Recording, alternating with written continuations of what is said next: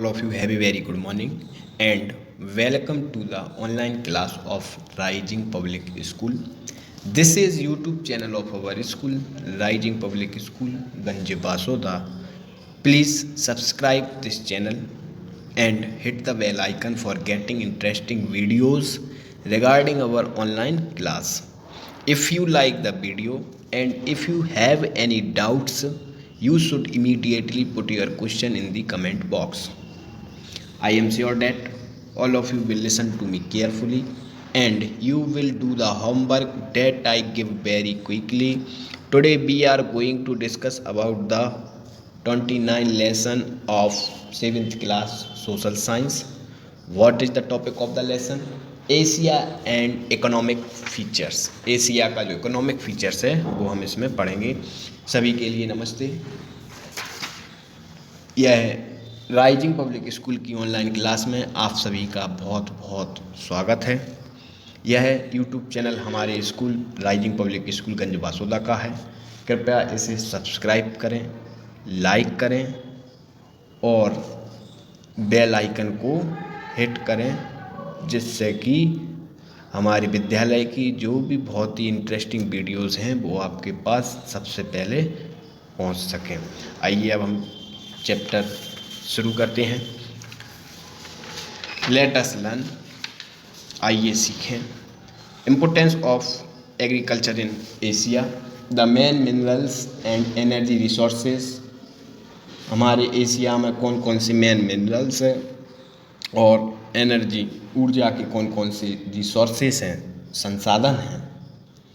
The type of development made in important industries and means of transport, contribution of agriculture, minerals, energy resource, industries and transport in the economic development.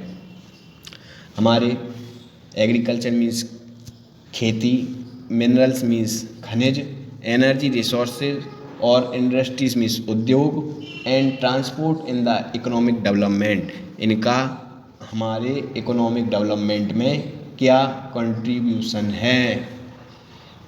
का agriculture, minerals, energy resource, industries और transport. Importance of the position of India in Asia and information about important countries.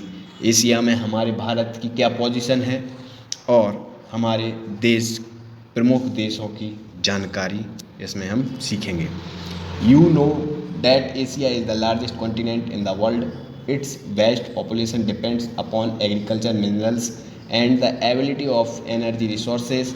Natural endowments in the form of land, water, vegetation and minerals which are useful for man are called resources. हम जानते हैं कि Asia हमारे विश्व का सबसे बड़ा continent है। यहाँ बहुत बड़ी जनसंख्या है जो कि खेती, एग्रीकल्चर मीन्स खेती, मिनरल्स यानी खनिज, और जो भी एबिलिटी ऑफ एनर्जी रिसोर्सेज है उस पर क्या है? डिपेंड है, आश्रित है, निर्भर है। Natural endowments on the form of land, प्राकृतिक रूप से हमारी प्रकृति से जो हमारे लिए जो मिलते हैं सामान, उनको हम क्या कहते हैं? मिनरल्स कहते हैं। रिसोर्सेज जो हैं उनको हम मिनरल्स कहते हैं। The resources of the continent have influenced the lifes and economic development of the area. यहाँ जो है हमारे रहने लाइफ, जीवन के लिए और डेवलपमेंट, इकोनॉमिक डेवलपमेंट के लिए ये इनसे हमारा बहुत फ़ायदा होता है। Agriculture, the main occupation of the people in the alluvial riverine plains like the Indus Ganga plains, Yangtze Kiang and Huang Ho plane,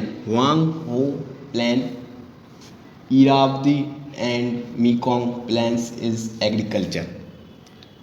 नदियों द्वारा जो बने हुए, जैसे गंगा, सिंधु, इंडस गंगा वैली मतलब सिंधु गंगा का जो मैदान है, प्लेन्स मीन्स मैदान, यांगत्से कियांग वांगो का जो प्लेन्स है, इरावदी और मेकोंग नदी के मैदानों में अच्छी मिट्टी होने के कारण वहाँ क्या होती है, खेती होती है, खूब खेती होती है। The bulk of Asia's population is found here, यहाँ जो है हमारे एशिया की सबसे ज़्यादा पब्लिक निवास करती रहती है। Besides plains crops are also cultivable in the foothills of mountains and plateaus. इसके अलावा कहीं कहीं पहाड़ों में भी और कहीं कहीं पठारों में भी खेती होती है। The main crops grown in Asia are rice, wheat, maize, sugarcane, tea, silk, jute, rubber, tobacco species and fruits. हमारे महाद्वीप की कॉन्टिनेंट की ये मेन फसल हैं, चावल है, गेहूँ है, मक्का है, गन्ना है, चाय है ना, और ये सिल्क मीन्स सिल्क है, जूट मीन्स जिनसे बोरे वगैरह बनते हैं, रबर है, टबैको मीन्स तंबाकू है, स्पीसीज यानी मसाले, और फ्रूट्स यानी फल। The main crop grown in India is T, China is silk and Indonesia rubber, which helps in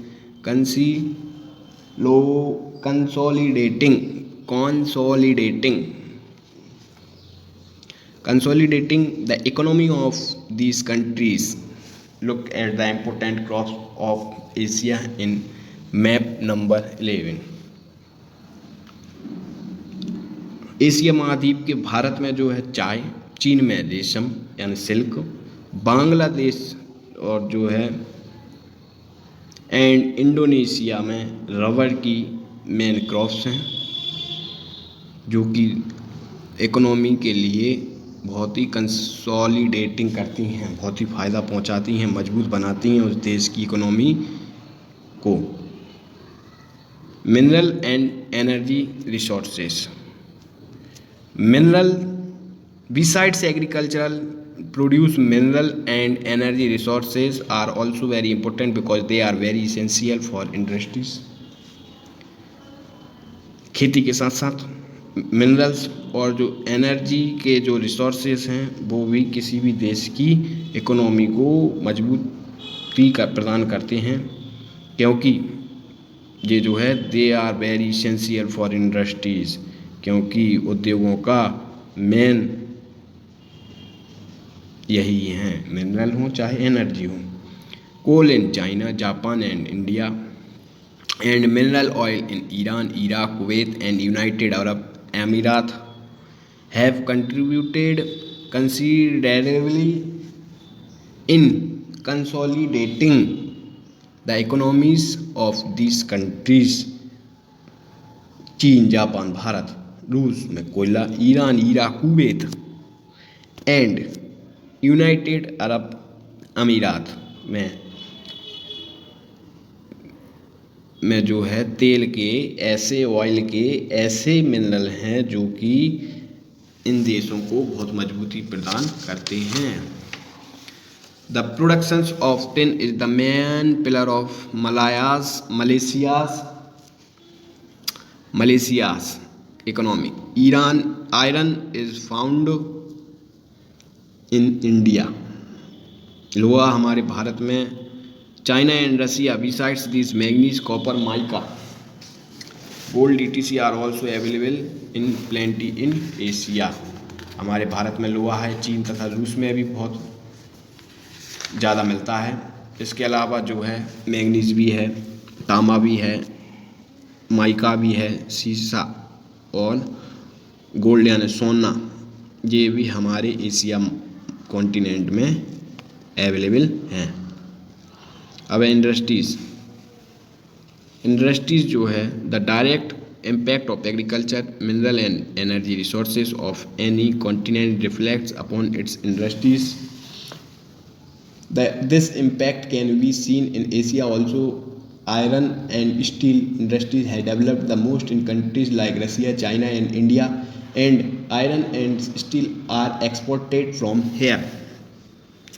हमारे यहाँ से The development of industry based on minerals oil has developed in countries like Iran, Iraq, Kuwait, Russia, China, and India, etc. Similarly, cotton industry developed in countries like China, India, and Japan, and silk industry developed in China and Japan. Sugar and rubber industries are found in the south and southeastern countries like India, Indonesia, Malaysia, etc. All these industries have helped to the development of economic condition of these countries very strongly. Look at the distribution of industries given in map number 12. Industries जो है हमारे किसी भी continent के agriculture, mineral और energy resources का जो impact है, प्रभाव है, वो वहाँ के जो है कहाँ पे पड़ता है, इंडस्ट्रीज पे पड़ता है। इसका प्रभाव हमारे एशिया में भी देखने में मिलता है। लोहा और जो स्टील इंडस्ट्रीज है, सबसे ज़्यादा डेवलपमेंट रूस, रसिया मीन्स रूस, चाइना मीन्स चीन, इंडिया में हुआ है। और आयरन और स्टील का तो एक्सपोर्ट किया जाता है, मतलब यहाँ से सामान भेजा जाता है। ठीक है। ऑयल से भी बहुत सारे जो इंडस्ट्रीज़ हैं उनका, ईरान है, इराक है, कुवैत है, रूस है, चीन है, भारत आदि देशों से हुआ है तेल से। इसी प्रकार जो है चीन, भारत और जापान में जो है कॉटन इंडस्ट्रीज है ना।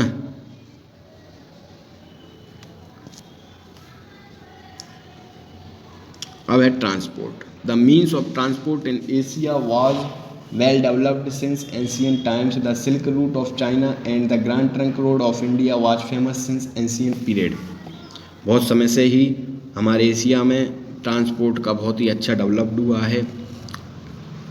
चाइना का जो सिल्क रूट और भारत का जो ग्रैंड ट्रंक रोड है वो बहुत पहले से ही फेमस है। In Asia, China, Japan, India, Singapore, Pakistan, Bangladesh, Russia are etc. those countries where the roads have been developed on a large scale. इस कॉन्टिनेंट में चाहे चीन हो, जापान हो, भारत, सिंगापुर, पाकिस्तान, बांग्लादेश ऐसी कंट्रीज़ हैं जहाँ पर रोड का बहुत बड़े पैमाने पर डेवलप हुआ है। It has helped in the development of trade and industries and economy of these countries. जिससे इन देशों के जो इंडस्ट्रीज़ हैं और जो ट्रेड मीन्स व्यापार हैं होने से, इनमें तेज़ी होने से, इनका डेवलप अच्छा होने से यहाँ की जो इकोनॉमी कंडीशन है, डेवलपमेंट बहुत ज़्यादा हुआ है। The world's longest railway, the Trans-Siberian Railway, which extends from Moscow, the capital of Russia, to Vladivostok, has contributed a lot to its economic development. In the same way, the developed railway network of India, China, Japan, etc. has helped in the economic development of these countries. हमारे संसार का सबसे बड़ा जो rail का मार्ग है वो ट्रांस साइबेरियन रेलवे है, जो कि रूस की राजधानी मॉस्को से लेके व्लादिवोस्टॉक तक है। कहाँ तक है? मॉस्को से शुरू हुआ है जो कि व्लादिवोस्टॉक तक है। यह जो रेल मार्ग है वो बहुत ही कंट्रीब्यूटेड करता है इकोनॉमिक डेवलपमेंट में। और इसके अलावा रेलवे के द्वारा, रेलवे जो नेटवर्क है उसके माध्यम से इंडिया है, चाइना है, जापान में भी बहुत इकोनॉमिक डेवलपमेंट हुआ है। द सुएज कैनल यानी नहर which joins the Mediterranean Sea and Red Sea has a special place of importance in waterways. The Suez Canal is of great importance of Asia's trade because the countries of Southwest Asia and East Asia and the other industrialized countries of the world have come closer to each other through this route. It has also increased their trade. The position of India in Asia, which is surrounded by water, on three sides is very important from the point of view of water transport.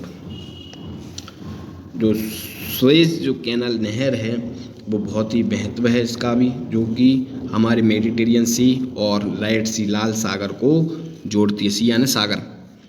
Asia continent में इसका बहुत ही water veg की वजह से बहुत ही महत्व है, important है, क्योंकि इस वाटर वेज के माध्यम से साउथ वेस्ट और ईस्ट एशिया का जो देश हैं और other industrialise countries of the world और विश्व की जो भी औद्योगिक कंट्रीज़ हैं आपस में बहुत ही क्लोज हो गए हैं, कम हो गए हैं, पास हो गए हैं, क्लोज हो गए हैं, बहुत पास आ गए हैं इस मार्ग के माध्यम से, वाटर वेज की वजह से। It has also increased their trade, जिससे उनके व्यापार में बहुत तेज़ी से वृद्धि हुई है।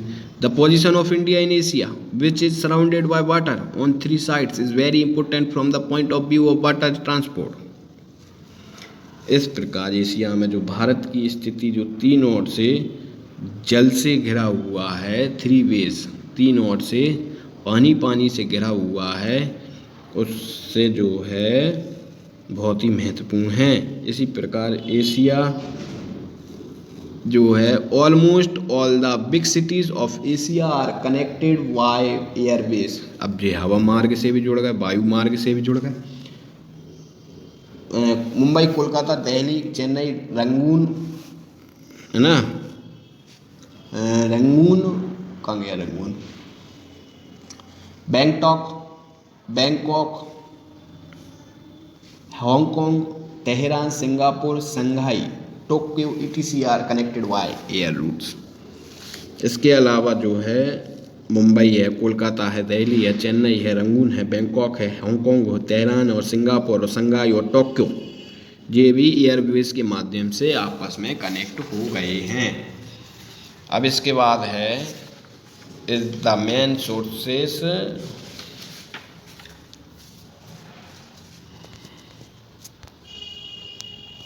अच्छा, although Asia's mineral energy resources, industries and transport sectors have important contribution in its economic development, but still 80% of its population lives in rural areas. The reason for this is that in most of the countries of Asia, agriculture is the main sources of livelihood rather than industries. हमारे Asia में mineral है और जो भी energy के जो resources हैं, industries हैं और ट्रांसपोर्ट के जो भी रिसोर्सेस हैं, उनका इकोनॉमिक डेवलपमेंट में बहुत ही योगदान है। फिर भी हमारे यहाँ लगभग जो है 80% लगभग जनसंख्या जो है रूरल है, ग्रामीण है। यही कारण है कि एशिया के अधिकांश देशों में उद्योगों की, इंडस्ट्रीज की तुलना में उनका पेट भरने का प्रमुख आधार, पब्लिक के जिंदा रहने का मेन आधार जो है एग्रीकल्चर ही है। The position of India in Asia and its importance, हमारी एशिया में इंडिया की पोजीशन और उसका क्या महत्व है। The Indian landmass is a southward extension of the continent of Asia. On the south, the India peninsula is surrounded by the seas and ocean from three sides. The central location of India at the head of the Indian Ocean has been important for trade since ancient times. Today, India is taking full advantage of its position in exporting industrial products to other countries. Because of its important position, most of the important air routes of the world pass through it. The climatic variation from tropical to subtropical has made it important from the point of view of agriculture. Today, India is one of the important countries of the world in the field of technology. हमारा Bharat Asia continent के south में तीनों ओर से जो है समुद्रों से घिरा और बहुत ही समय से इसका बहुत ही महत्व रहा है। ट्रेड की दृष्टि से भी, व्यापार की दृष्टि से भी भारत जो है वर्तमान में हो रहे इंडस्ट्रीज की वजह से अपनी स्थिति का लगातार जो है दोहन कर रहा है। महत्वपूर्ण स्थिति के कारण ही भारत से पूरे विश्व के मुख्य वायु मार्ग निकलते हैं। वर्तमान में जो है India is one of the important countries of the world in the field of technology. Technology के क्षेत्र में भी भारत की बहुत ही स्थिति अब विश्व में महत्वपूर्ण है। The people the Asia China ranks first in population followed by India. Nearby 2/3 of the world population resides in this continent. The people of Asia are mainly engaged in agriculture. In most of the places, people still follow the traditional methods of farming. Although China, Japan, India, and Russia have adopted the modern methods of agriculture, the availability of agricultural land, minerals, and energy resources, industries, and the developed transport system has had its positive impact on the people.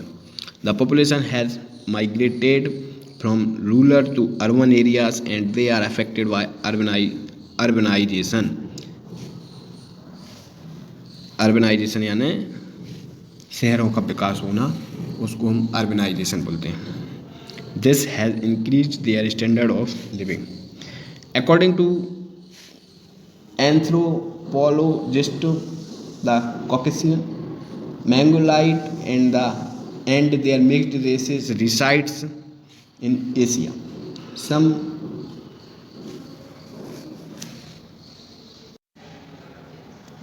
Some gypsy communities are also found here, like the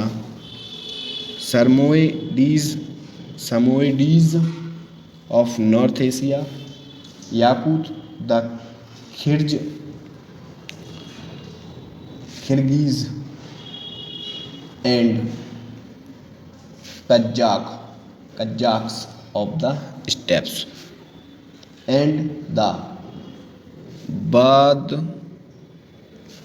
Badus and Kalmucks of Central Asia.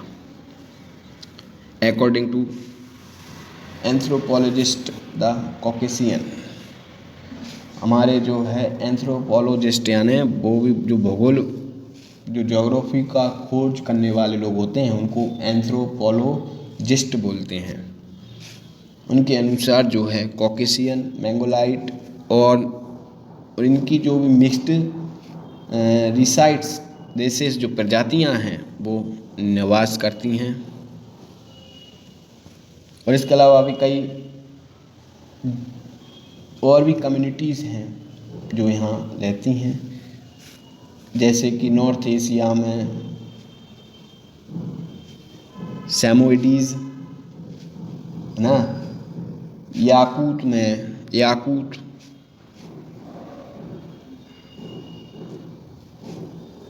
Kyrgyz और Kazakh of the stapes में जो है Kyrgyz नाम के और कजाक्स नाम की प्रजातियां हैं. और इसके अलावा सेंट्रल एशिया में बद्दूस और कालमुक्स नाम की प्रजातियां भी हैं. इस तरीके से अपना ये चैप्टर कंप्लीट हो गया. Choose the correct. Coal is found in evidence in, कोयला सबसे ज़्यादा एशिया में कहाँ मिलता है? रूस, मलेशिया, जावा, पाकिस्तान. रूस में, रसिया मतलब. The silk route is related to, silk route कहाँ से रिलेटेड है? इंडिया से है, श्रीलंका से, जापान से, चाइना से. हमने पढ़ा है चाइना से. The important petroleum प्रोडक्टिंग countries Kuwait, India, Sri Lanka, China. First A Kuwait. इस हिसाब से अपना ये चैप्टर कंप्लीट हो गया. जिसको भी जो भी समस्या इस चैप्टर से संबंधित हो वो कमेंट बॉक्स में अपना क्वेश्चन पूछ सकता है। प्लीज़ हमारे राइजिंग पब्लिक स्कूल गंज वासोदा के यूट्यूब चैनल को ज़रूर सब्सक्राइब करें, लाइक करें और जो बेल आइकन है उसको हिट करें। Thank you.